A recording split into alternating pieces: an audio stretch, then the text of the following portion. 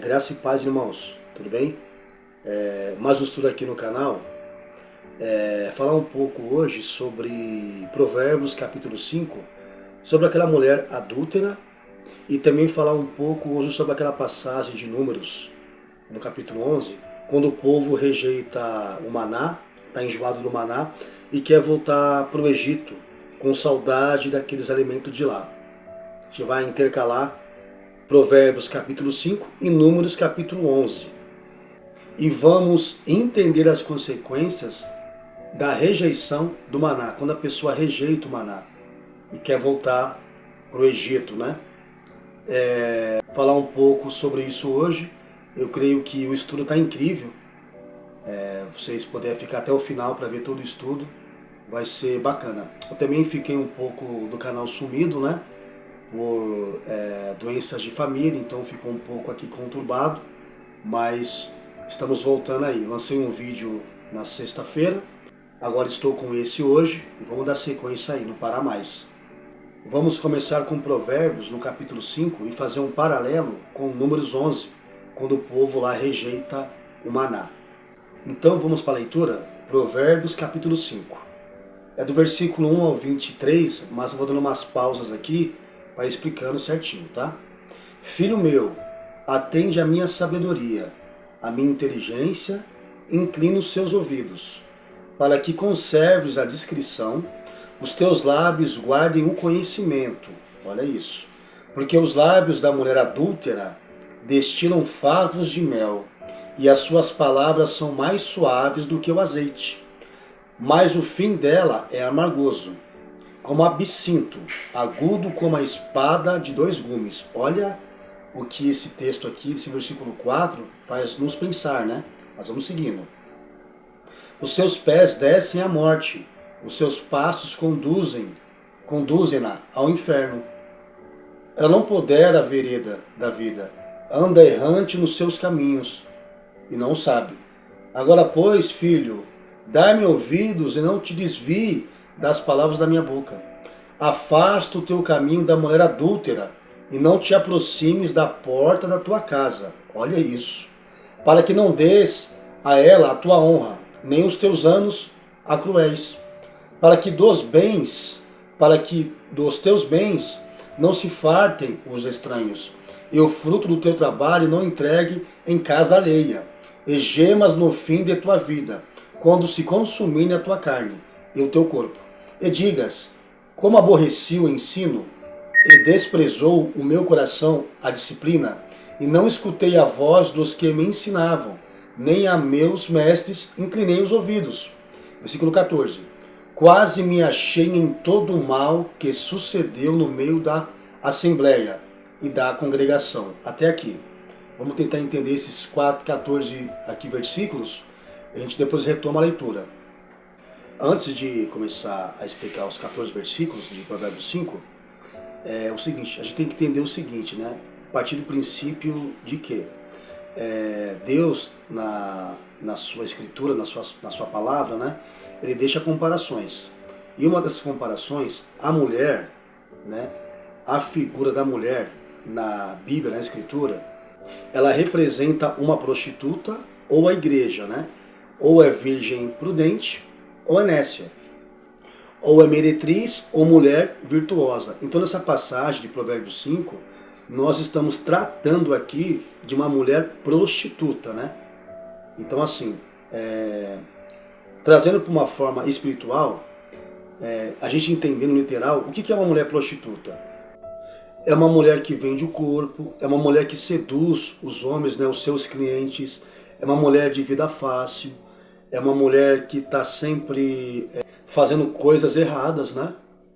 Então assim, a gente aplicando isso, o texto de uma forma espiritual e colocando isso nas instituições de hoje, que são esses lugares, né, famosas igrejas, nós sabemos que igrejas são pessoas, não são essas instituições, mas enfim.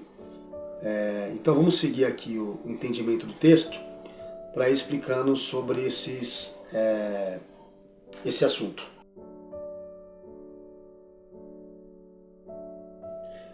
Que nem aqui o versículo 2, eu não vou também me atentar a todo o texto, mas vou pegar as partes aqui que são mais importantes e que estão mais explícitas, né, para a gente poder entender melhor. No versículo 2 de Provérbios 5, está escrito assim: para que conserves a discrição e os teus lábios guardem o conhecimento. Versículo 3, porque os lábios da mulher adúltera destilam favos de mel, e as suas palavras são mais suaves do que o azeite. Então, essa mulher adúltera, essa prostituta, ou essa meretriz, né, ela tem um papo ligeiro, né, ela consegue convencer os homens, ela consegue seduzir, né, ela tem um poder de sedução, né, muito forte. Então, quem está na mira dela, quem está ali com ela, é pego facilmente no seu laço. Fazer aqui um paralelo, né, com Apocalipse 17, no versículo 2. Ali é a prostituta, certo? Com quem se prostituíram os reis da terra, e com o vinho de sua devassidão, foi que se embebedaram os que habitam na terra. Vamos aqui um pouquinho mais para frente, no versículo 6. Então vi a mulher embriagada com o sangue dos santos e com o sangue das testemunhas de Jesus. E quando vi, admirei-me com grande espanto. Então essa mulher, ela continua embriagando os homens, enfeitiçando os homens, hoje, ontem e também no futuro. Né? Aqui eu li um trecho de Apocalipse, mas a gente já vive isso hoje. Nós vivemos essa sedução dessa mulher hoje. Ela joga o laço nos homens. Ela quer laçar esses homens para a sua casa. O versículo 7 de Provérbios 5, tá? Agora, pois, filho, dai-me ouvidos e não te desvie das palavras da minha boca. Olha isso. Quando você escuta isso, do que você lembra? Aquele que tem ouvidos, escute, né, o que o Espírito diz às igrejas. Olha aqui. Não te desvie das palavras da minha boca. Aqueles salmos 78, do versículo 2, acho que é o 4, vamos ler ele. Salmo 78, do versículo 1 ao 4. Escutai, povo meu, a minha lei, prestai ouvidos às palavras da minha boca. Olha que falou lá o versículo 4, né, acabei de ler. Desculpa, o versículo 7, né? Dai ouvidos à palavra da minha boca. Versículo 2, abrirei os meus lábios em parábolas e publicarei enigmas dos tempos antigos. O que ouvimos e aprendemos, o que não contaram nossos pais. Não o encobriremos aos seus filhos. Contaremos à vindoura geração os louvores do Senhor e o seu poder e as maravilhas que fez. Jesus fala aqui, né, quando o salmista escreve, inspirado por Deus, que Cristo ia abrir a boca dele em parábola. Lá em Provérbios 5, ela é uma parábola. Ali a gente tem que identificar a mulher ali, literal, ela vai apontar com a mulher espiritual. A gente vai entender se é prostituta ou se é uma mulher virtuosa. É isso que diz o texto. Vamos seguindo. Provérbios, versículo 8. Afasta o teu caminho da mulher adúltera e não te aproximes da porta da sua casa. Eu não expliquei aqui, mas algumas traduções, a mulher adúltera, ela está traduzida como a mulher prostituta, tá? Mas aqui eu preferi passar para vocês a tradução de mulher adúltera, beleza? Então assim, vamos ler de novo aqui. Afasta o teu caminho da mulher adúltera e não te aproximes da porta da tua casa. Então quer dizer o quê? Aqui é um conselho para a gente, para nós nos afastarmos do caminho dessa mulher e nem passar na porta da casa dela. Olha isso. Então quer dizer que essa mulher tem um caminho corrompido, ela tem uma casa. E fala para a gente não passar na porta da casa dela, porque ela tem um poder, uma munição de sedução muito forte. Assim que diz o texto. Em Efésios capítulo 5, versículo 11 e 12. Vamos ler aqui. Efésios capítulo 5, versículo 11 e 12. E não sejais cúmplices nas obras infrutíferas das trevas, antes, porém, reprovai-as, porque o que eles fazem em oculto é só referir vergonha. Olha isso, né? Então vamos lá. Essa mulher, ela tem uma casa. Eu tinha feito um vídeo sobre a mulher, a meretriz, né? E eu citei esse verso, né? Tá lá em Provérbios 7, né, no último verso, fala assim, que a sua casa é caminho para a sepultura e desce para as câmaras da morte. Então a casa dessa mulher, dessa adúltera, dessa meretriz ou prostituta, é uma casa que leva à ruína, é uma casa que leva à morte. Então se afaste do caminho dela, fuja dela. Provérbios 5, versículo 10.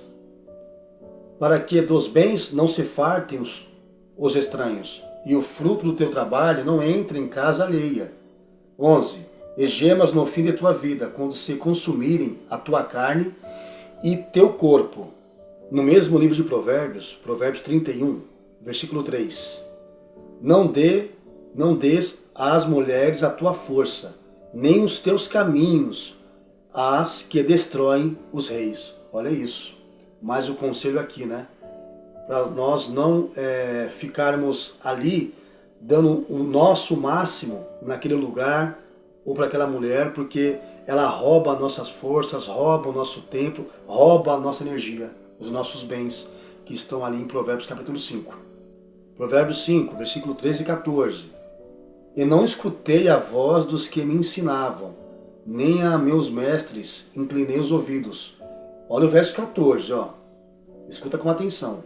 Quase me achei em todo o mal que sucedeu no meio da assembleia e da congregação. Olha isso. Aqui está dizendo que ele não ouviu as pessoas que aconselhavam ele. Sai dessa mulher, sai de perto dela, né? Ela vai te destruir.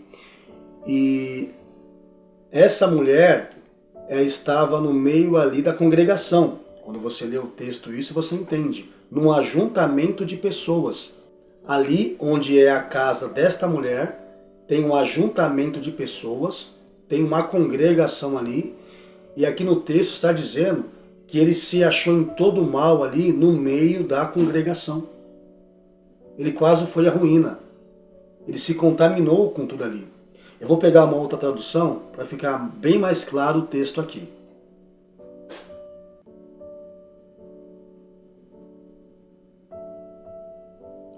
Na King James, 1611, no versículo 14 de Provérbios 5, diz assim, ó: eu quase estava envolvido em todo o mal da congregação e da assembleia. Olha isso.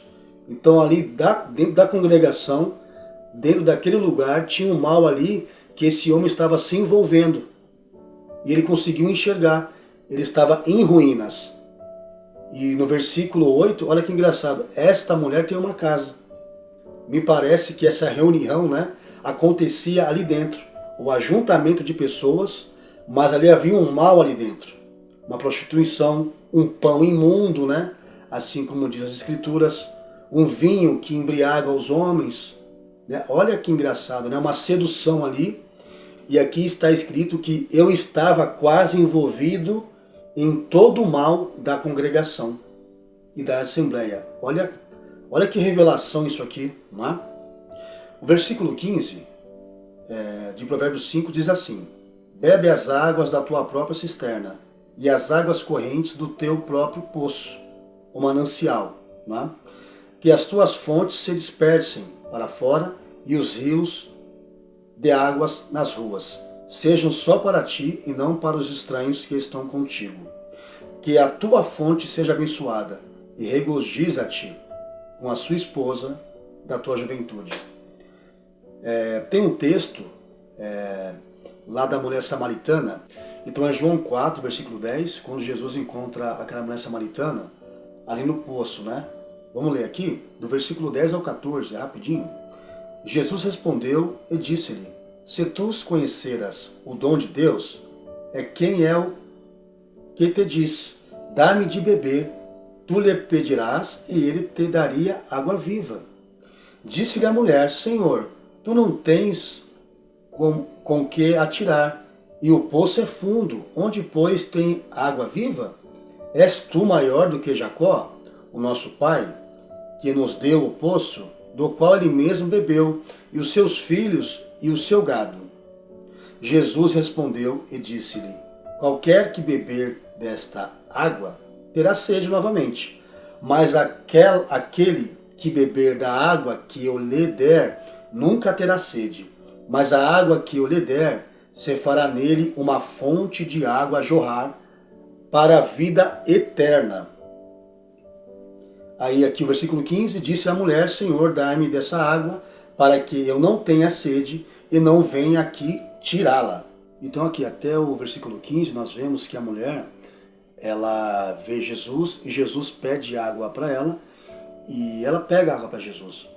E Jesus fala, a água que eu te dou, a água que eu te ofereço, você nunca mais terá sede. E essa mulher começa a perceber que Jesus era diferente. Pois esse cara é um profeta, ele é o Messias, né? No versículo aqui 19, olha que bom isso aqui. Disse-lhe a mulher: Senhor, eu vejo que tu és um profeta. Nossos pais adoram neste monte, e vós dizeis que é em Jerusalém o lugar onde o homem deve adorar. Disse-lhe Jesus: Mulher, crê-me, a hora vem em que nem neste monte, nem em Jerusalém adorareis ao Pai. Vós adorais o que não conheceis, nós adoramos o que conhecemos, porque a salvação é dos judeus. Mas a hora vem, e agora é, em que os verdadeiros adoradores adorarão o Pai em espírito e em verdade, porque o Pai procura a tais para adorá-lo. Deus é um espírito e os que adoram devem adorá-lo em espírito e em verdade. A mulher disse-lhe: Eu sei que vem o Messias, que chama Cristo. Quando ele vier, nos anunciará todas essas coisas. Então, assim, a mulher tinha convicção, né, e que passavam para ela, que tinha que orar no monte ou no templo. Olha lá em Provérbios 5, aquela mulher tem uma casa. E a gente sabe que hoje a mulher, ela, como eu expliquei no começo do vídeo, ou ela é prostituta ou ela é mulher virtuosa. Nós estamos aqui falando de Provérbios 5 sobre a mulher adúltera, que é a prostituta, né, a meretriz. Ela tem uma casa, e essa casa é um templo. E essa mulher hoje, ela seduz os homens para esse lugar, dizendo que é ali que é a adoração, ali que é o certo, ali que é o ajuntamento.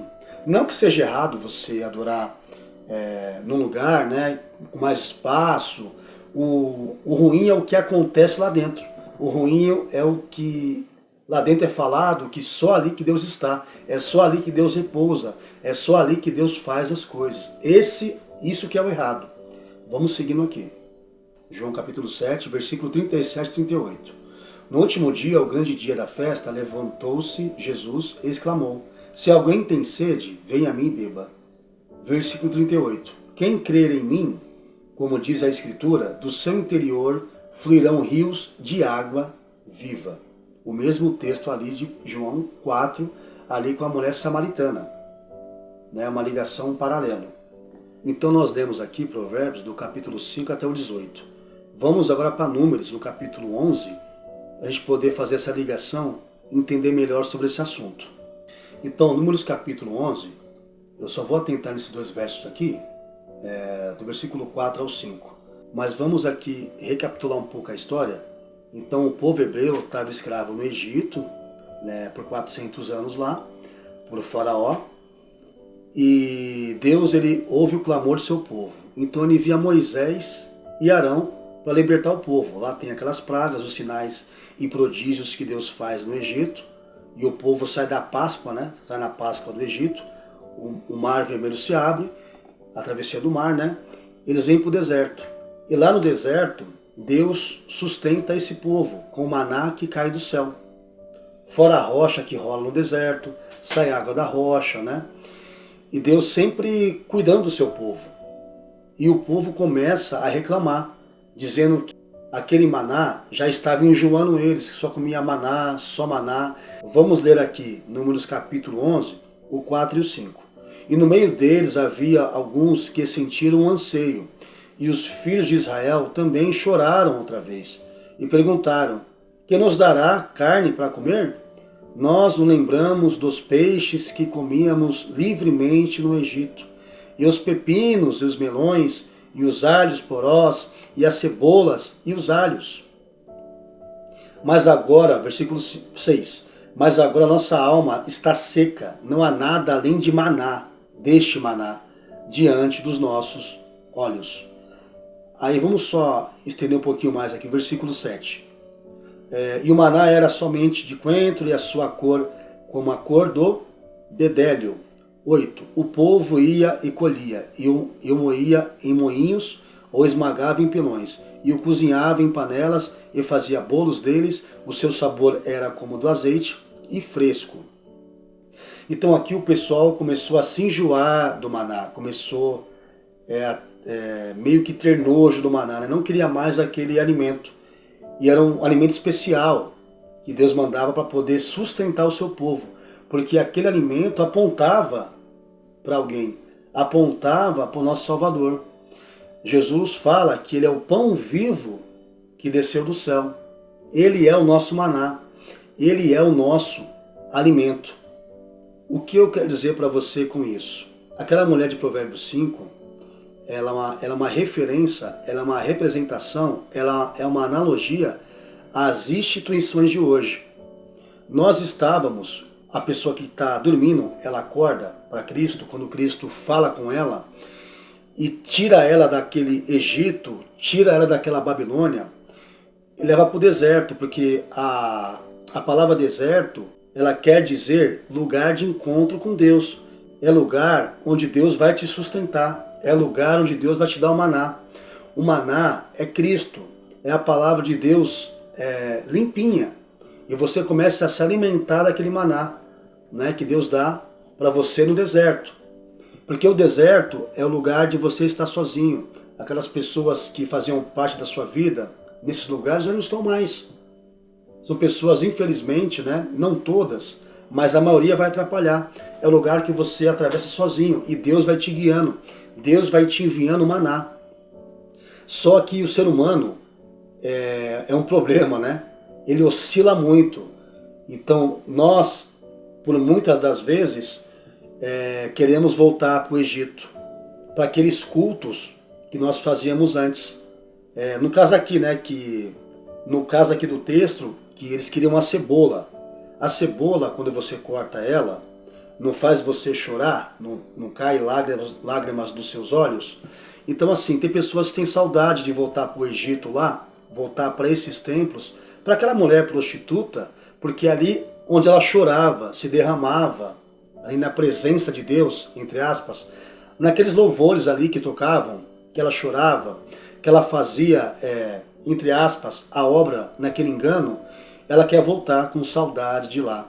Ela sente saudade da cebola, porque aquele choro, toda aquela armação, vamos dizer assim. E tem pessoas que sentem saudade de estar sapateando, tem pessoas que têm saudade de estar falando aquelas línguas, né? O xarabacanta, a xaramanaia.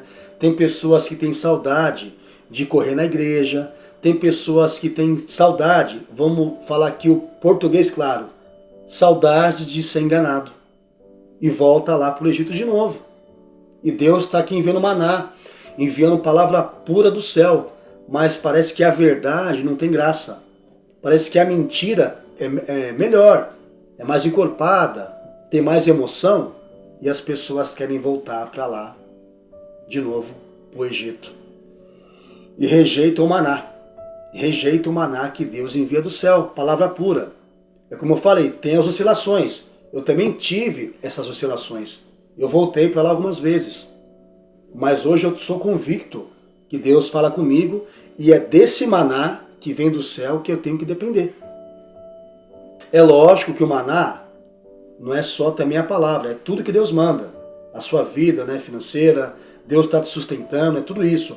Mas eu estou focado aqui no caso da religião, né? Dessa mulher prostituta, dessa meretriz. Esses legumes que o povo egípcio sentia saudade são aqueles momentos que a gente viveu dentro de um lugar desse daí. Esse que te digo, aquelas profecias, né, profetadas que eu falo, aquelas revelações que são revelamentos, a gente sente falta disso. Porque quando você se pega no deserto, só você e Deus, Ele te mandando maná, você tem que ter muita fé para você poder seguir em frente. Você tem que ter muita fé para acreditar que Deus está falando com você. Porque senão você volta para o Egito. Você volta para aquela congregação. Você volta lá para Provérbios, no capítulo 5 lá, no versículo 14, que fala que em todo o mal aquela pessoa estava ali dentro e ele quase que morreu ali dentro. Ele quase que foi a óbito nesse lugar. E as pessoas sentem falta desses alimentos. Esse pão imundo que destrói o ser humano. As pessoas rejeitam o maná dado por Deus de graça para poder voltar para o Egito novamente. É triste, muito triste isso. E uma coisa também que eu vou falar aqui, que mas aquela pessoa está ali dentro daquele lugar, né? Ela é sincera, Deus fala com ela sobre tudo aquilo ali, manda alguém falar com ela, ela vê algum vídeo, alguma pessoa que está de fora para abrir os olhos, só que ela rejeita aquilo ali. Ela vai rejeitando, então o coração dela vai ficando que nem o de Faraó, vai endurecendo ali. Porque está lá em Amós, no capítulo 3, eu acho, versículo 7, se eu não me engano, que Deus não faz nada sem antes revelar os seus profetas. Deus está sempre avisando, sai dela, povo meu. Ou lá, quando Moisés foi falar com o Faraó, liberta meu povo. Deus está sempre dizendo isso aí. As pessoas conseguem sair por um tempo, elas voltam com saudade das manifestações, das manipulações do Egito. Então assim, essa palavra que nós vemos como maná, como Cristo, o pão vivo que desceu do céu, as pessoas rejeitam a nossa pregação. Rejeitam quando a gente fala das duas casas de Israel, elas rejeitam quando nós falamos das duas testemunhas, elas rejeitam quando nós falamos das 7 festas do Senhor, elas rejeitam quando nós falamos que a igreja vai passar pela tribulação, elas rejeitam que as duas testemunhas ali são o povo de Deus, são judeus e gentios. Elas rejeitam tudo isso para viver lá o Egito. Estão rejeitando o maná. Eu vou ler aqui um pouco sobre os benefícios do maná. Os benefícios que Deus dá àqueles que são obedientes. Os benefícios que Deus garante para aquele que é corajoso e segue sua palavra.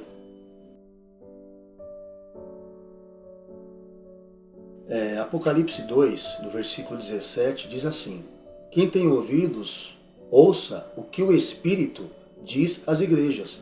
Ao vencedor, dar-lhe-ei do maná escondido, bem como lhe darei uma pedrinha branca, e sobre essa pedrinha escrito um nome novo, o qual ninguém conhece, exceto aquele que o recebe. Olha que curioso aqui, né? O maná escondido. Onde que está esse maná escondido? Vamos aqui entender mais sobre isso. Nós sabemos que lá no deserto era derramado do céu, né? O povo hebreu, aquela bênção, que era o maná ali, que eles comiam, aquele alimento que nós sabemos que é Cristo, né? É o pão vivo que desceu do céu. Hebreus 10:1.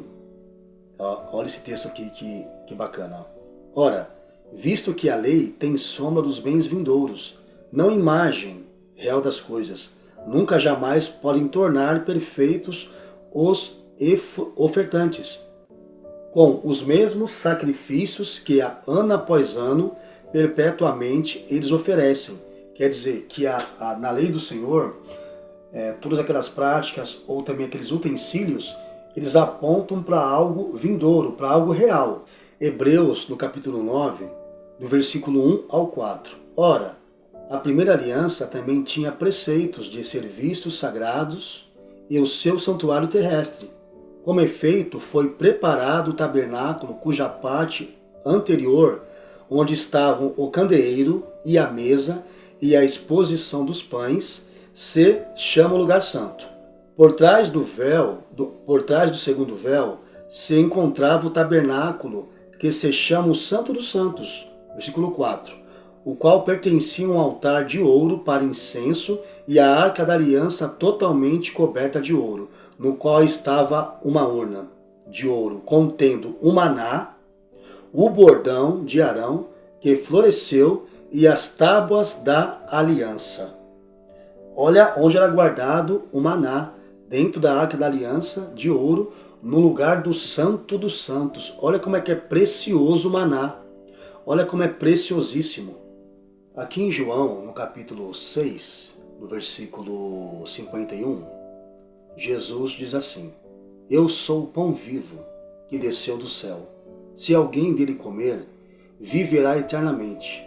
E o pão que eu darei pela vida do mundo é a minha carne. Aí Jesus vai continuar falando, né? Aqui o versículo 54, quem comer a minha carne e beber do meu sangue, tem a vida eterna, e eu o ressuscitarei no último dia. Pois a minha carne é a verdadeira comida, e o meu sangue é a verdadeira bebida.